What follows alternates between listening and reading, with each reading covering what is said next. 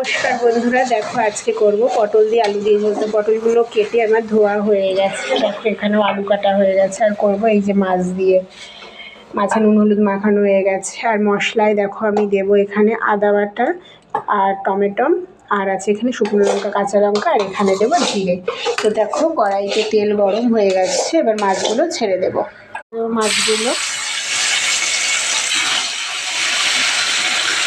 মাছগুলো ভাজা হতে হতে আমি মশলাগুলো পেস্ট করে নেব। মাছগুলো আমাদের ভাজা হয়ে গেছে, এবার তুলে নেব মাছগুলো। আর দেখো তোমাদের দেখানো হয়নি, পেস্ট করা মশলার মধ্যে আমি দিয়ে দেবো এই কয়কটা রসুন, তাহলে স্বাদটা অন্যরকম আসবে। সব ভাজা হয়ে গেছে, তো এবার আমরা দেখো ওই তেলের মধ্যে আলুটা ভেজে নেব। দেবো অল্প পরিমাণে লবণ, দিয়ে দেবো হলুদ গুঁড়ো। এটা ভাজা ভাজা হতে থাক।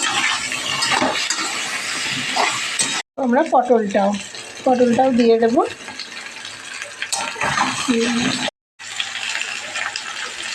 দেখো পটলগুলো আমাদের ভাজা হয়ে গেছে, এবার তুলে নেবো পটলগুলো। দিয়ে দেবো জিরা ফোড়ন, দিয়ে দেবো পেস্ট করা মশলাটা, দিয়ে দেবো পরিমাণ মতন লবণ, দিয়ে দেবো হলুদ গুঁড়ো। থেকে তেল ছেড়ে গেছে, এবার দিয়ে দেবো ভাজা সবজিগুলোকে। একটু ভালোভাবে কষিয়ে নেবো।